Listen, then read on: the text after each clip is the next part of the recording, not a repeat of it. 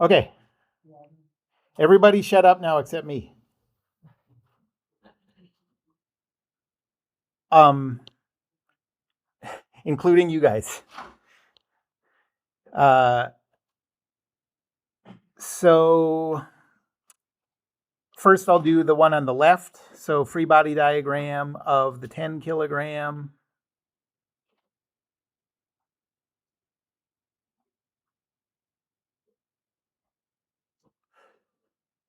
So there's the outline. The weight down is 10 times 9.81, so 98.1 down. And now we'll go around the boundary looking for contact.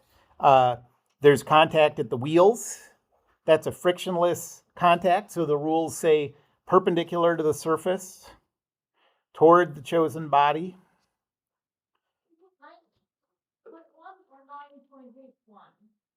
It's the mass of 10 kilograms times 9.81, so 98.1.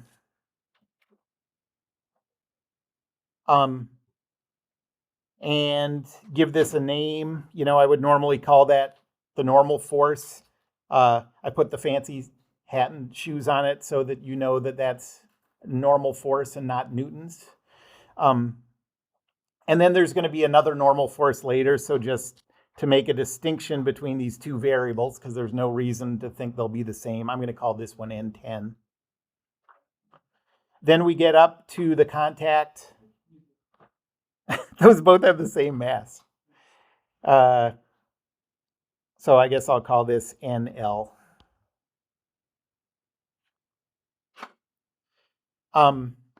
There's a pushing contact from the one on the right. That's perpendicular to the surface, toward the chosen body. I'll call that R. And then we have a 200 Newton force here. And there's one thing going on here that's, all right, so it looks like those two things are pushing on each other, right? But if you look at what would happen with these forces, that 200 Newton force would actually accelerate the one on the left more than the one on the right would be accelerated if they weren't connected, okay? So really what's happening here is if these two are going to maintain their contact, these have to be pulling on each other. The effect has to be like that's a cable connection between them. And so this thing that I called R because it looks like it's pushing, when you really look at what's going on, that has to be a pulling force. So I'll call that T.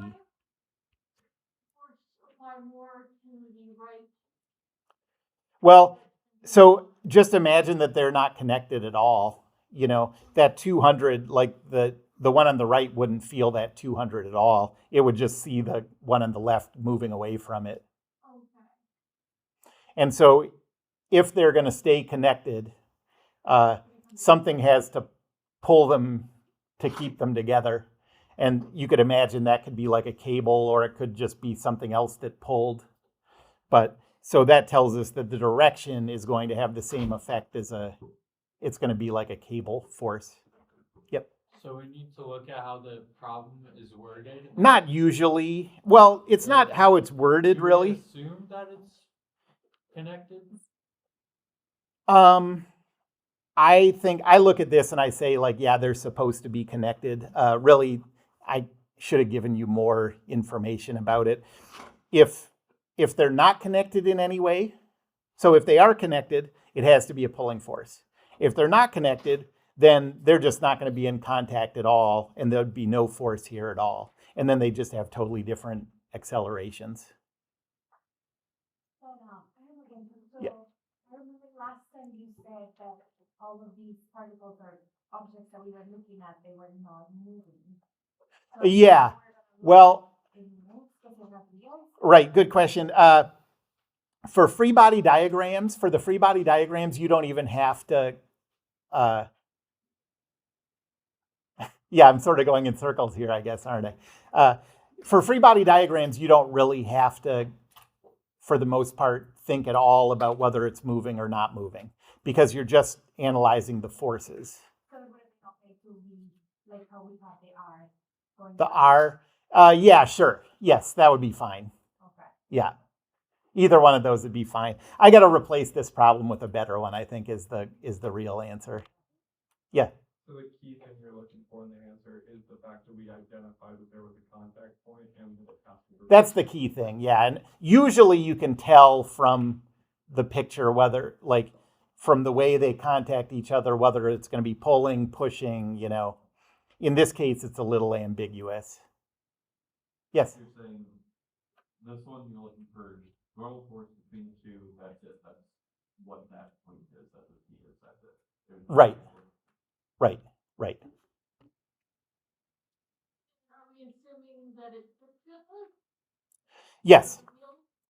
We're assuming, yeah, so whenever I draw wheels, unless in some case I said the wheels have like rolling resistance or something later on, anytime there's wheels, take that as like a shorthand notation that there's no friction.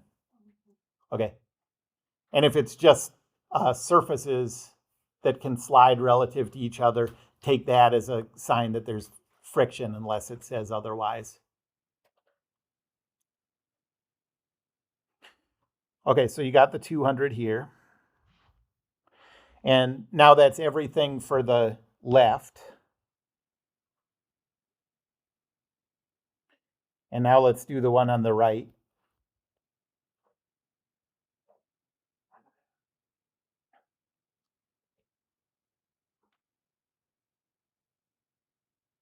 So this one also has a mass of 10 kilograms. Be the same because they're the same on both of them? Because Yeah, they're exactly. both- Exactly. Use the same variable? Yep.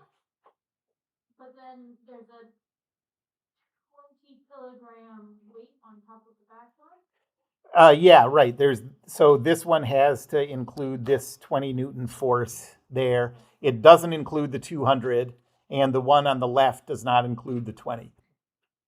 So remember that you're only putting in the forces that are acting on the boundary of the one you're looking at. So could we say like the normal to account, the normal, sorry, Yeah, and the problem. Okay, just a sec. account for the 200 kilograms by writing 2 normal force? Because the normal force is going to be, Nope, don't do that.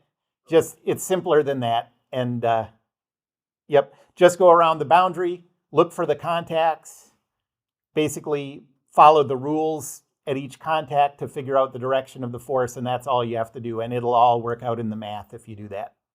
Yes? so the ends will be the same or no? They will not. Well, in this case, they will. But in general, you can't assume that they're going to be the same. That's why I gave them different variable names. But because the normal force, because they're at the same angle, Yeah. have the same. In this case, when we did the math, we would see that they came out to be the same. But at the free body diagram stage, there's no reason to think that, so we'll just leave them as separate variables.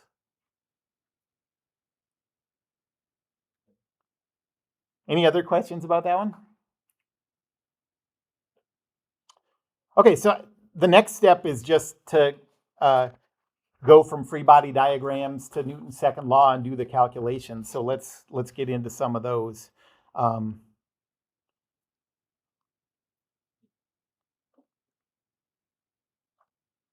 So let's do an example.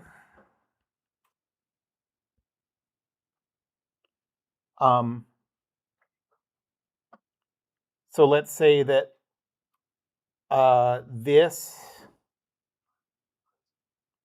so we have these two inclines that are at slightly different angles. Let's say this one is 20 degrees with the horizontal and this one is 10 degrees. And let's say that this one has friction. I'll give it a mass of 5 kilograms. And they're connected by a cable that goes over a pulley. And this one has no friction. That's what the wheels indicate. And let's say it's 3 kilograms.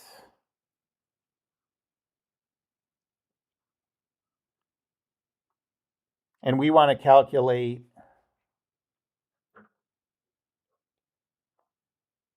the tension in the cable.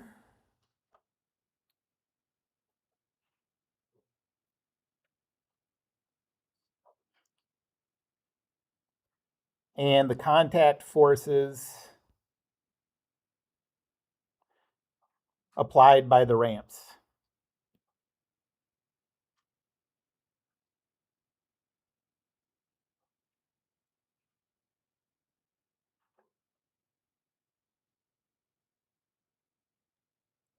Okay, so I am just going to one by one draw free body diagrams and write out Newton's second law for each thing, and then we'll solve those as a system. That was creepy. Okay, so free body diagram of the 5 kilogram.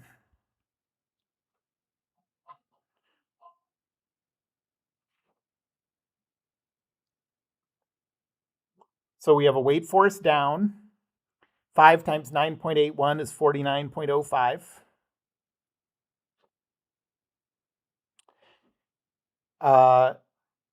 At the ground or at the ramp, there's a friction contact. And the way we treat friction contacts in this class is just as an unknown force vector. Bless you. So I'll just write this as F, the vector F. And then we have a cable force that's parallel to the cable away from the body, and I'll call that T. Does the force vector ever, does it matter if you write it like this way versus like with? Yeah, that's an important question. So yes, with those two axes, I'm indicating the directions of my X and Y axes because I'm breaking that vector up into X and Y components. Okay, so you always want it to be, if we were using a rotated coordinate system, then you would draw it according to that coordinate system. But we won't usually have to do that. Yep. I'm sorry if this has been asked before, but can you explain how the friction vector cancels on the reaction, like the normal? The normal. Yeah, okay, so I'm going to talk about that a little more after I solve this problem, but the way it works is like this. We know that there's a normal force, right? So this force F is made up partly of a normal force like that, and then partly of a friction force. The friction force, I guess, if neither of these had any friction, they would both be rolling to the left, or it would be sliding and rolling to the left because we have a bigger angle and a more massive thing on the left. And so the static friction is resisting that. So it's going this way in some, And what's the magnitude of this component?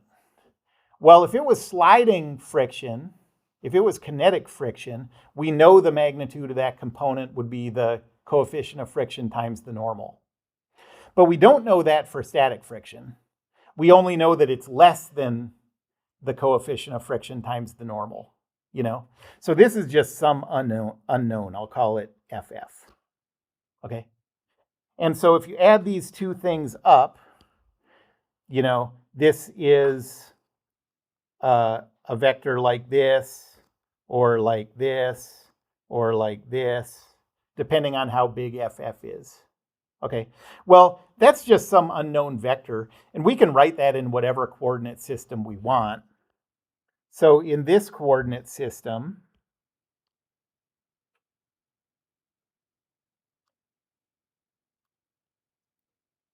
let's say it's this way, okay? We can just as easily break that up into an X component that I'll just call Fx, and a Y component that I'll just call Fy. And that's what I have written in my free body diagram. So it's not that normal force isn't there, or that friction force isn't there or something. I'm just calling them something else. We can just represent it in the regular coordinate system. Okay, sure.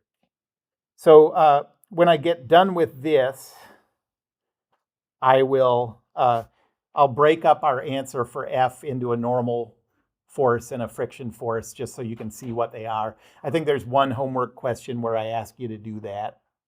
But in this class, generally, we just won't worry about that. Okay, so what about this tension force? Let's represent that before I write out Newton's second law. Here's our coordinate system. That tension force is this direction where this is 20 degrees. It has a magnitude of T. And so the components are T times the cosine of 20, T times the sine of 20. So that's 0.940 T, 0.342 T.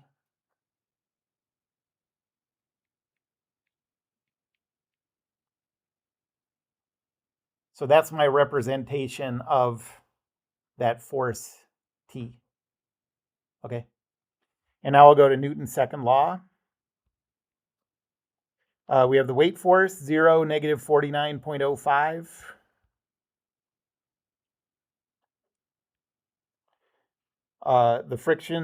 The combined friction contact force, that is just Fx, Fy. And then what we just figured out for the cable force, 0.940 T, 0.342 T. Yes? The normal force, including the normal force, is that included in the? It's included in the F force. Yep. And at the end of this, when we get numbers for Fx and Fy, we'll calculate what the normal force is and stuff. Okay. But yeah, the normal force and the friction force are just built into that unknown F. And all these, since it's in static equilibrium, are equal to 0.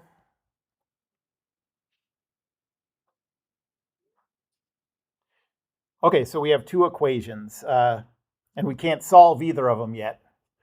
The first one says Fx plus 0.940 T is equal to 0. And the second one says Fy plus 0.342 T is equal to positive 49.05.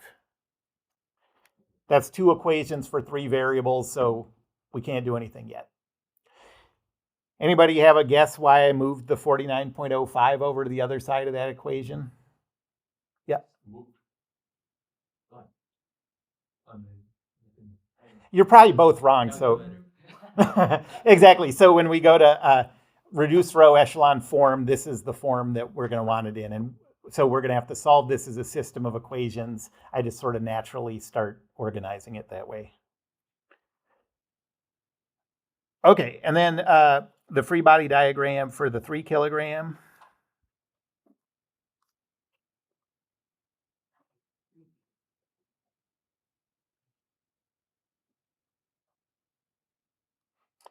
We have the weight force of 3 times 9.81, so that's 29.43.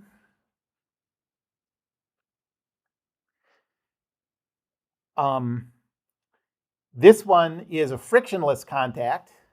And so the rule for a frictionless contact is toward the chosen body perpendicular to the surface. So that's this way.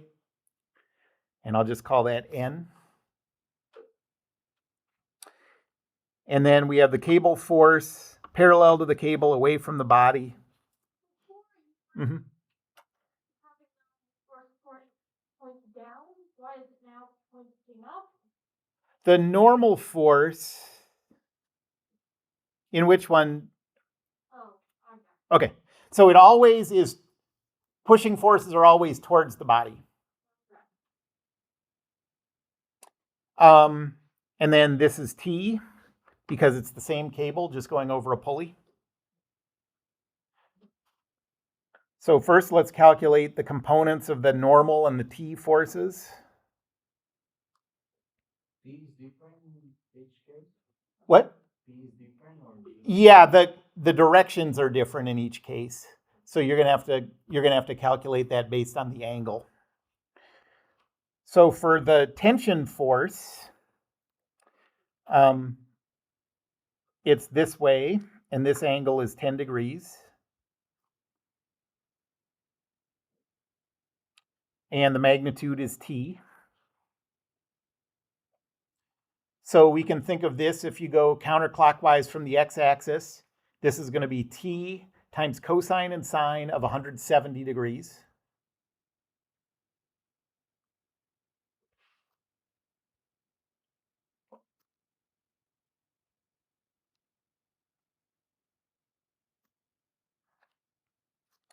And so that is negative 0.985 T, positive 0.174 T.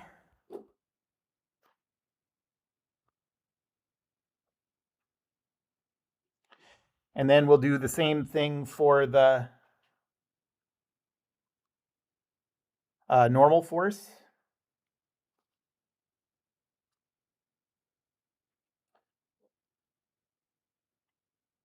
That's this way, where this angle is 10 degrees. And the magnitude is N. I didn't understand that part. Okay. Yeah, well, we're just trying to come up with the direction for that normal force. One way you could think of it is, I just thought of it as like the incline is tilted 10 degrees. If it was flat, this normal force would be straight up. So then if you tip 10 degrees that way, you get this. Okay, that's how I thought of it. You could also think of it as, well, I don't care about the angle of the ramp. I just know that it's perpendicular to this. So you could draw it now and say, well, we went 170 here. Now we have to go clockwise 90 degrees to get to that vector. Wait, is that 10 degrees and you were saying all the time is like the neutral, like when the ramp is at 10 degrees? Yeah, the same? I mean, yeah, when the ramp is at a given angle, then you can always orient everything that angle from the different coordinate axes. That's right. So this is going to be N times the cosine of 80 degrees, N times the sine of 80 degrees, which is 0.174 N, positive 0.985 N.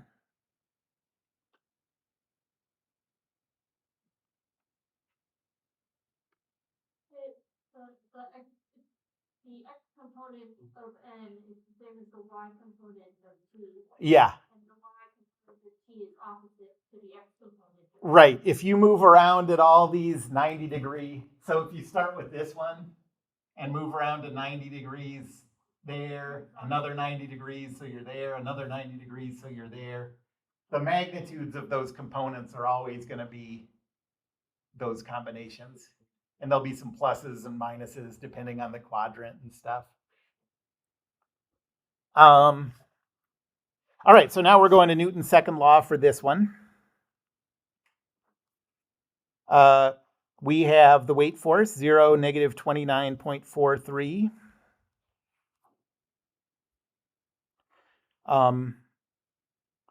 The normal force, 0.174 N, 0.985 N. The cable force, negative 0.985 T, positive 0.174 T.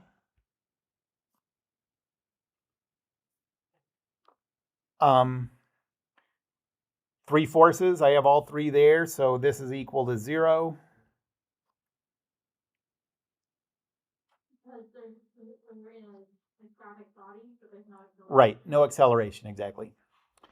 And so I get an equation that says 0.174 n minus 0.985 t is equal to 0, and 0.985 n plus 0.174 t is equal to 29.43.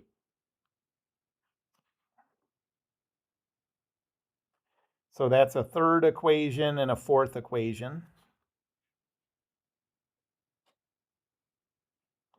And how many variables do we have? Fx and Fy are 2. T is 3.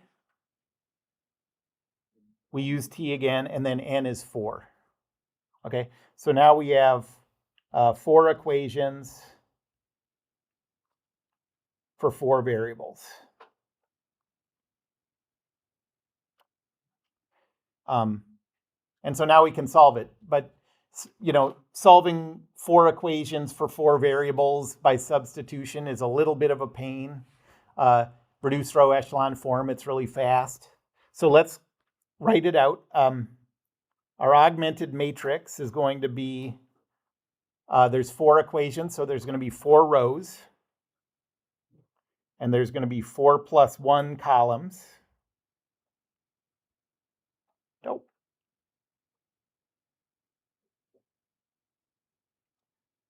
So here are the 4 rows.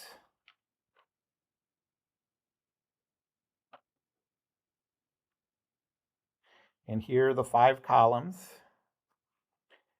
The rows represent equations 1, 2, 3, 4.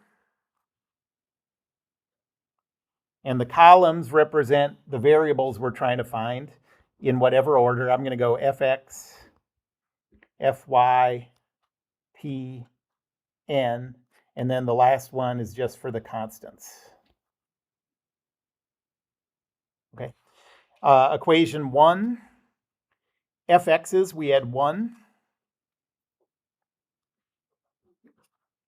T's, we had 0.940. And everything else was zeros.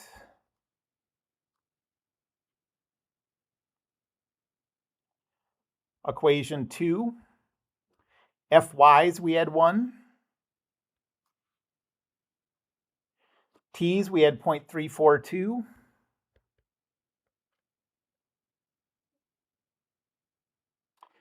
Constant is 49.05. And these 2 are zeros. Equation 3, N's, we had 0.174. T's, we had negative 0.985.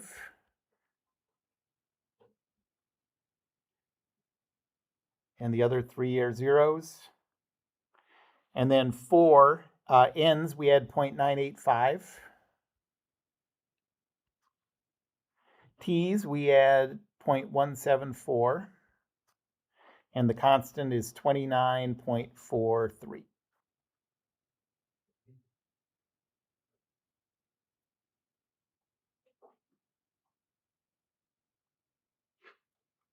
Any questions about coming up with that augmented matrix? Is that like the order we have to follow, or could I go on like N before T? Yeah, you can do it in any order. And then whatever order you choose, that's the order that your answers will come out. Okay, so now we're going to use reduced row echelon form, and I guess I forgot to bring a calculator. Yeah, I can see it. Okay, and so what we get is that vector f, the x component is negative 4.81, and the y component is 47.3.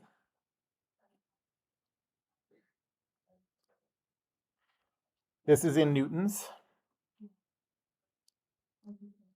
Then t is 5.11 newtons. So if you have a cable there that can't withstand 5.1 newtons, it'll break. And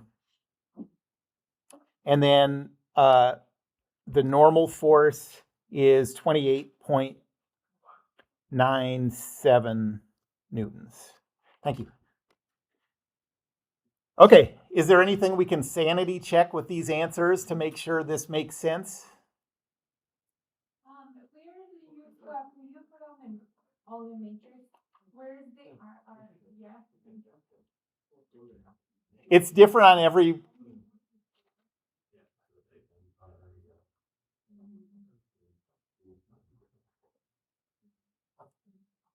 I'd be happy to talk about it after class with anyone. Okay. So I think those are the answers. So what about sanity checking this? Is there anything we know about signs? Yeah. So the down forces should, like for the normal force and the Fy force, they should be positive and That's right. pointing down. And That's they right. should be close to the gravity.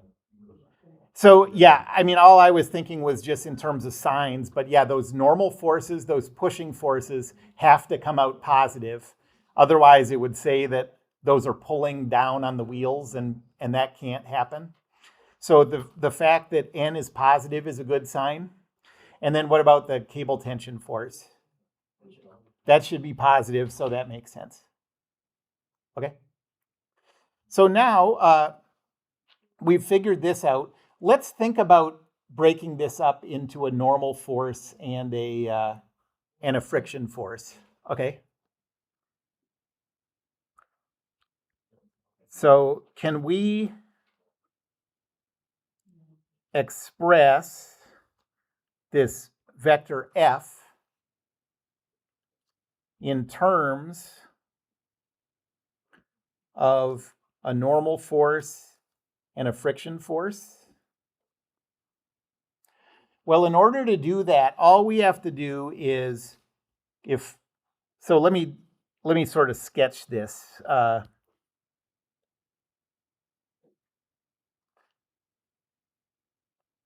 We have a vector that goes a little bit in the negative x and a lot in the positive y. So let's say we have a vector like this.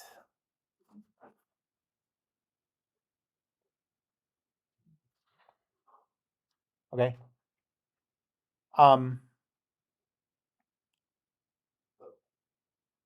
Right now, it's broken up into sort of a meaningless x component and a meaningless y component. But if we express this vector in a coordinate system where the x-axis is along the ramp and the y-axis is perpendicular to the ramp, like you did in Physics 1, then the y component will be our normal force and the x component will be our friction force. Okay? So how would we calculate these in a new coordinate system? There are two ways to do it.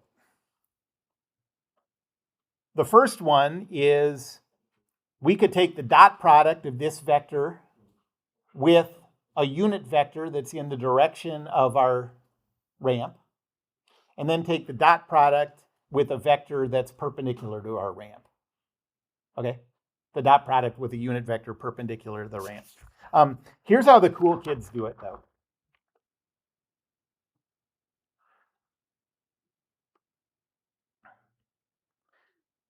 So this is how the cool kids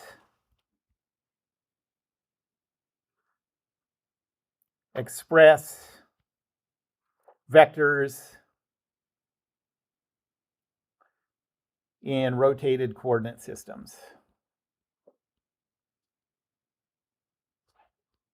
And we're going to use a rotation matrix. So rotation matrices. And we're just going to do this in 2D. I think a lot of you are going to be taking D-Form from me next semester, and we'll have to do all this stuff in 3D. It's not any more difficult conceptually. It's just a little more numbers to mess with.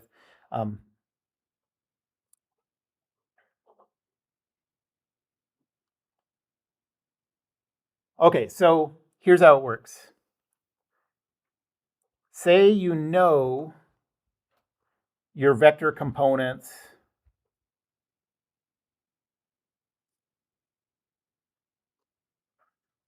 in one coordinate system, and I'm going to write it as like a standard coordinate system. It doesn't have to be, though. And let's say you want to express it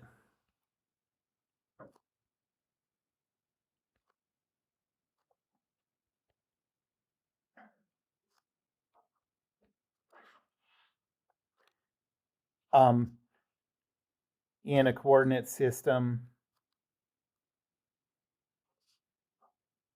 like this, and let's say that this coordinate system is rotated theta degrees counterclockwise from our first one.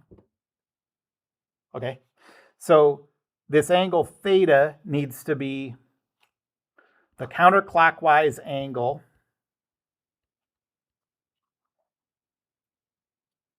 needed to make the original coordinate system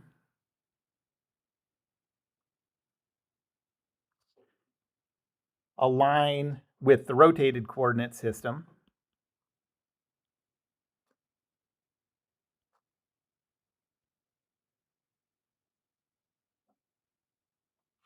We'll make a matrix that looks like this. So Q is equal to cosine of theta, sine of theta, negative sine of theta, cosine of theta.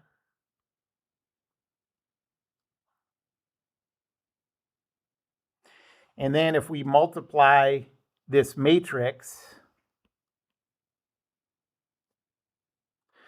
times the vector in the old coordinate system on the right, it gives you the vector in the new coordinate system.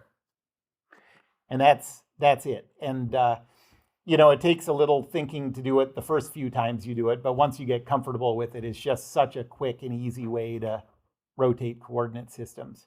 So I'll finish this next time. We have the quiz to do right now. But also, you might be like, well, what does it mean to multiply a matrix times a vector? I'll tell you what that means next time, but your calculator already knows, and the way to do it is just punch it into your calculator.